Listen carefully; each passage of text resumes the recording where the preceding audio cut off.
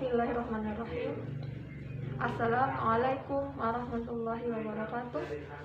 Kaifahalukum teman-teman 1A. Bagaimana kabarnya teman-teman hari ini? Semoga teman-teman di rumah selalu dalam lindungan Allah Subhanahu wa taala.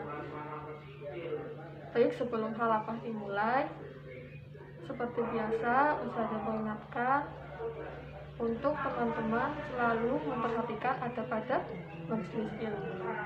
Ya, silakan teman-teman berwudu dahulu, memakai pakaian yang rapi, kemudian duduk dengan tenang mendengarkan atau melihat video dari Ustazah.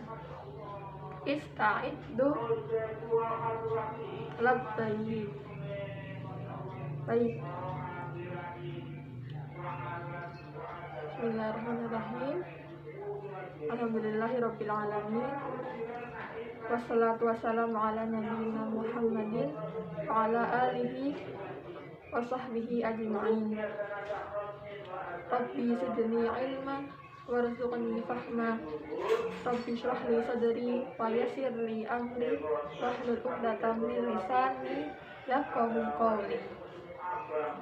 Alhamdulillah teman-teman, kita bersyukur kepada Allah Subhanahu wa taala atas segala nikmat yang Allah berikan kepada kita, ya, sehingga pada pagi hari ini teman-teman masih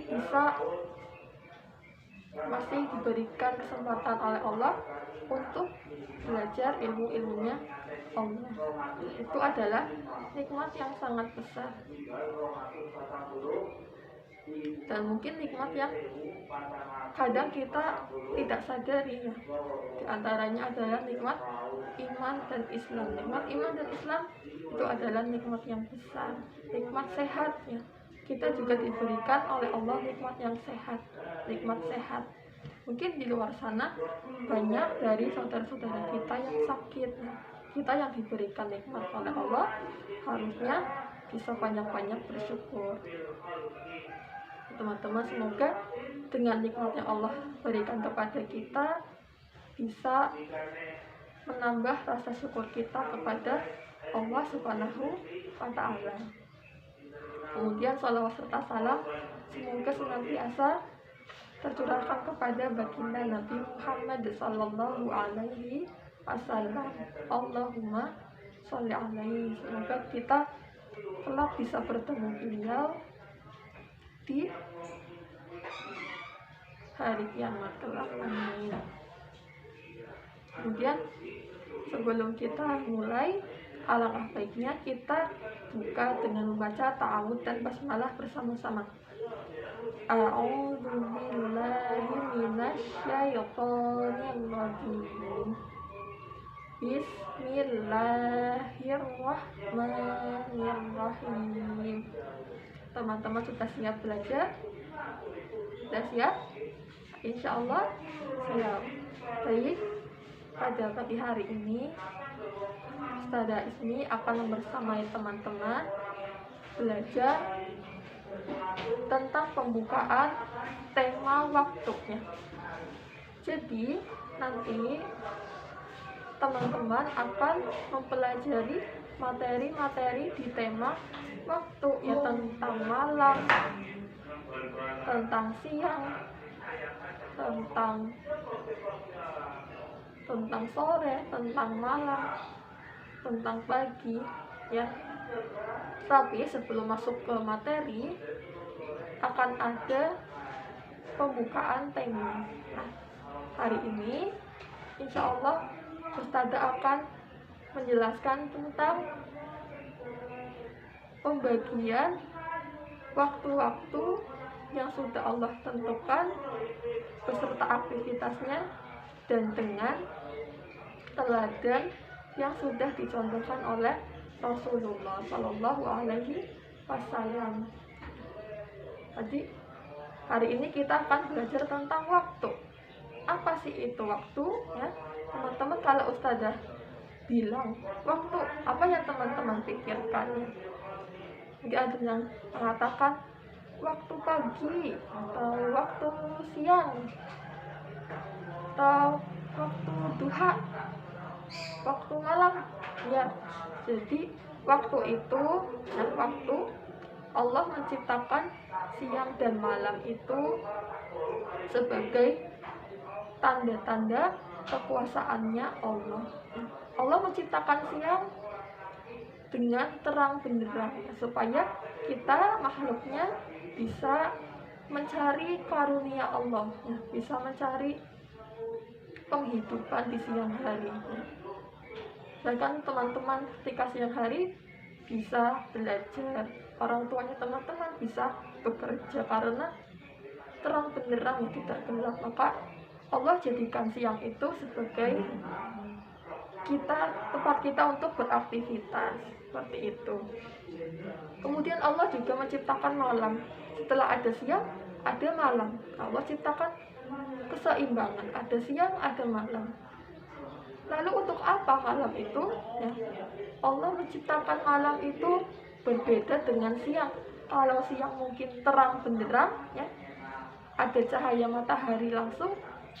Tetapi kalau malam hari itu gelap, sehingga ada ketenangan pada malam hari. Kita bisa istirahat. Ya, jadi malam itu Allah jadikan untuk beristirahat. Sampai di sini teman-teman paham? Fahimtum? Ya, jadi Allah ciptakan siang dan malam itu sebagai bukti kekuasaan Allah. Dan itu seharusnya bisa membuat kita bersyukur kepada Allah. Karena dengan adanya siang yang terang benderang, kita bisa beraktivitas. Dan ketika malam hari Allah ciptakan ketenangan, kita pun bisa beristirahat. Maka kita harus bersyukur. Bayangkan kalau satu hari itu siang terus, gimana? Atau satu hari itu gelap terus, malam terus, ya pasti tidak akan nyaman kita tinggal di dunia. Mungkin karena Allah sayang sama kita, jadi Allah ciptakan ada siang dan malam. Ya teman-teman, mari kita bersyukur pada Allah. Kemudian ada pertanyaan seperti ini, mengapa kita harus mengetahui tentang waktu? Ya, karena waktu itu bukan hanya angka-angka di jam dinding ini, contohnya ya. Bukan hanya waktu itu jam 8, jam 7, jam 6, jam 9 ya. Bukan hanya angka-angka, bukan hanya bilangan-bilangan saja, tetapi sebenarnya Allah sudah memberikan kita contoh atau panduan supaya dalam kita menjalani kehidupan kita atau waktu kita itu sesuai dengan apa yang Allah inginkan. Ya. Karena kelak waktu ini, waktu yang kita dapatkan, ya, waktu yang Allah berikan kepada kita kelak akan dipertanggungjawabkan. Yang kita itu nanti di akhirat akan ditanya teman-teman, ya. Wahai si fulan, ketika di dunia waktumu digunakan untuk apa? Misalkan nanti teman-teman ada yang tanya sama Allah, Mas Abdullah, ketika di dunia waktunya digunakan untuk apa? Untuk bermainkah? Untuk belajar? Atau untuk beribadah? Maka dengan kita mengetahui panduan, kita bisa menggunakan waktu kita dengan sebaik-baiknya. Lalu siapa yang kita jadikan contoh atau panduan kita, teladan kita? Ada yang tahu teman-teman? Siapa yang tahu? Yang betul yang menjadi panduan kita adalah Rasulullah Muhammad Sallallahu Alaihi Wasallam. Jadi Rasulullah sudah memberikan kepada kita teladannya, ya, contoh bagaimana kita menggunakan waktu kita dengan sebaik-baiknya. Mungkin teman-teman bisa perhatikan jam yang ada di belakang Ustazah Ismi. Ya. Ustazah punya 2 jam, yaitu jam bimbing malam, kemudian jam bimbing siang. Kita mulai dari malam terlebih dahulu ya. Jadi Rasulullah Nabi Muhammad SAW itu tidurnya di awal waktu. Rasulullah itu selalu tidur lebih sering tidur di awal waktu setelah Isya. Teman-teman kalau tidur jam berapa di rumah? Ya, kalau kita ingin mengikuti Rasulullah, maka kita tidurnya di awal waktu. Tentunya ketika kita tidur di awal waktu akan ada kebaikan-kebaikan atau keberkahan seperti itu. Kemudian setelah tidur ya jangan lupa adab-adabnya dipraktekkan, ya, doanya dipraktekkan, dibaca. Kalau sebelum tidur teman-teman berdoa dulu, berpikir dulu. Kemudian Rasulullah itu kalau tidur malam bangunnya jam berapa? Ya, jadi Rasulullah itu bangunnya adalah tengah malam. Beliau itu bangunnya sekitar jam 11 sampai jam 12 malam. Setelah bangun beliau sholat ya. Beliau sholat malam, qiyamul lail. Kemudian beliau juga biasanya membaca Al-Quran. Tetapi kita sebagai umatnya dianjurkan untuk bangun di sepertiga malam. Jadi di sini di antara jam 3 yang kita dianjurkan bangun di sepertiga malam, jam 3 ya, seperti itu. Kita dianjurkan untuk bangun di sepertiga malam. Tetapi kalau kita bisa mengikuti Rasulullah yang bangun di tengah malam, itu pun lebih bagus ya. Kemudian setelah kita bangun di sepertiga malam, Rasulullah juga menyatakan kita tidur lagi ya sebelum sholat subuh. Lalu kita lanjut ke jam yang siang ya. Di sini Ustazah contohkan teman-teman bangunnya, karena teman-teman masih kecil ya, bangunnya sekitar jam 4:30 atau jam 4 atau jam 5 di sini. Teman-teman jangan lupa ketika bangun langsung mengingat Allah, berdoa ya.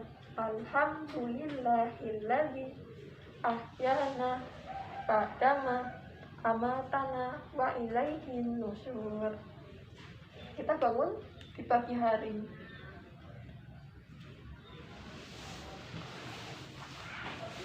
Nah, setelah teman-teman bangun, nah, jelas kan teman-teman akan siap-siap berangkat ke Kutab, siap-siap belajar. Ya, di sini ada jam 7 ya. Jam 7 teman-teman siap-siap berangkat ke Kutab ya, salim sama orang tua, mungkin diantar sama orang tuanya ke Kutab ya. Atau kalau misalkan teman-teman belajarnya online seperti ini ya, teman-teman juga bisa siap-siap di pagi hari. Jangan tidur ya, jangan tidur di pagi hari.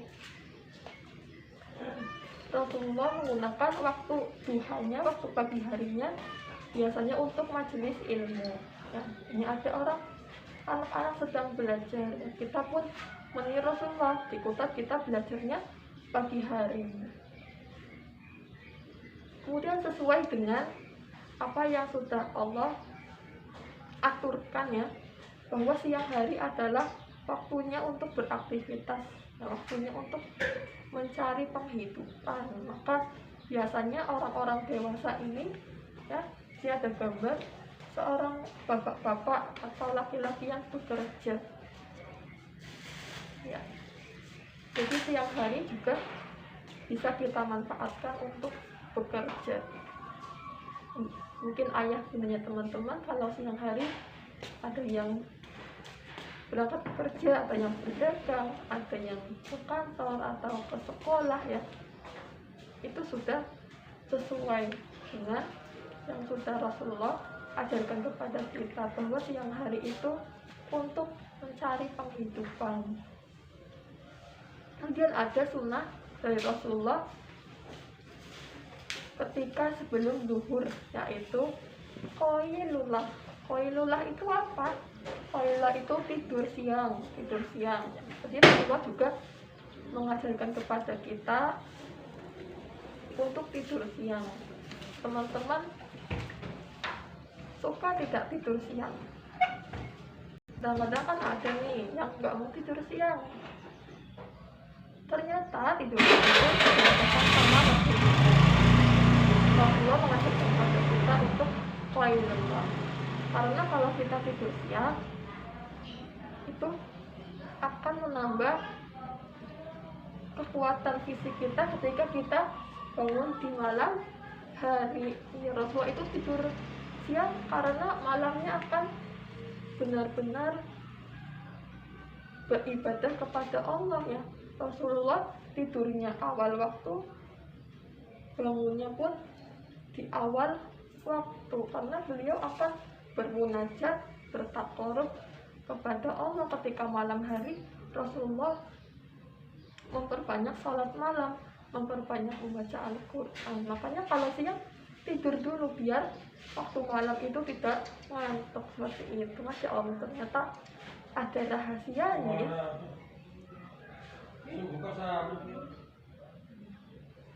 Kemudian teman-teman lihat di jam yang malam hari kita beranjak ke waktu asar ya. Waktu asar itu biasanya Rasulullah gunakan untuk banyak-banyak berzikir, membaca Al-Quran. Rasulullah juga sering menggunakan waktu asarnya untuk bersilaturahmi, mengunjungi kerabat atau sahabat-sahabat beliau. Di sini waktu asar. Kemudian ketika sudah muncul cahaya merah, ketika sudah mau maghrib ya teman-teman, kalau sore bisa lihat langitnya, kalau sudah ada cahaya merah berarti teman-teman harus siap-siap masuk ke rumah. Nah, masuk ke rumah, menutup pintu, menutup jendela, dan makanan-makanan atau minuman yang terbuka dengan membaca basmalah dan bismillahirrahmanirrahim. Pintunya ditutup, bismillahirrahmanirrahim. Jendelanya ditutup, bismillahirrahmanirrahim. Seperti itu. Nah, jadi ketika sudah maghrib kita siap-siap masuk ke rumah. Ketika malam kita gunakan untuk beristirahat. Jadi nggak boleh dibalik-balik ya. Yang siang dilakukan di malam, yang malam dilakukan di siang. Kalau kebalik-kebalik seperti itu pasti akan terjadi kerusakan ya, akan terjadi ketidakseimbangan. Nah, waktu kita akan berantakan. Misalnya teman-teman kalau malam tidak tidur, tidurnya di pagi hari, pasti akan terjadi ketidakseimbangan ya. Mungkin teman-teman akan malas di siang hari ya. Maka kita berusaha semampu kita untuk meniru apa yang sudah Rasulullah Shallallahu Alaihi Wasallam ajarkan kepada kita ya, karena waktu yang sudah Allah berikan kepada kita itu kelak akan dipertanggungjawabkan, akan ditanya sama Allah ketika di akhirat nanti ya. Nah, ditanyakan waktu yang sudah Allah berikan itu digunakan untuk apa ya. Maka kita jangan sampai seperti orang-orang kafir ya. Mereka itu menyesal ketika di akhirat karena ketika Allah berikan waktunya mereka tidak mau beribadah kepada Allah. Ya, dalam Quran surah Al-Mu'minun ayat 112 dan 113 ya, yang intinya itu manusia akan ditanya, berapa lama kalian tinggal di dunia? Mereka menjawab, kita tinggal di dunia hanya sebentar, hanya setengah hari. Artinya bagaimana? Jadi kita tinggal di dunia itu sebentar ya, mungkin kerasanya kita lama tapi sebenarnya sebentar ya. Dengan waktu yang sebentar ini semoga bisa kita manfaatkan untuk mencari bekal di kehidupan akhirat. Jadi teman-teman, apa yang kita lakukan di dunia ini sebenarnya saling terkait dengan kehidupan kita nanti di akhirat. Kalau teman-teman melakukan kebaikan, nanti di akhirat pun kita akan mendapatkan kebaikan dari Allah. Dan kebalikannya, kalau kita melakukan keburukan, maka kita pun akan mendapatkan ganjaran dari apa yang kita lakukan di dunia. Ya, mungkin Ustazah mengingatkan pada teman-teman dan khususnya Ustazah sendiri bahwa kita semaksimal mungkin, ya, semampu kita untuk menjalankan waktu-waktu kita dengan sebaik-baiknya, kurangi perbuatan yang sia-sia. Misalkan terlalu banyak bermain, itu sia-sia, nanti waktu kita habis, nggak bisa buat belajar, nggak bisa buat beribadah atau membantu orang tuanya, ya. Maka dikurangi bermainnya, jangan terlalu banyak bermain, nanti waktunya habis nggak terasa, ya. Mungkin itu saja yang udah saya sampaikan hari ini. Semoga bisa bermanfaat untuk kita semua. Yang bila ada kebaikan datangnya dari Allah, bila ada kekurangan itu dari kekurangan Ustazah. Kita tutup halaqah dengan membaca hamdalah bersama-sama. Alhamdulillahirabbil alamin. Istighfar 3 kali. Astaghfirullah, astaghfirullah, astaghfirullah. Dan doa penutup majelis. Subhanallahumma wa bihamdika asyhadu an la ilaha illa anta astaghfiruka wa atubu ilaik. Pada akhiri, wassalamualaikum warahmatullahi wabarakatuh.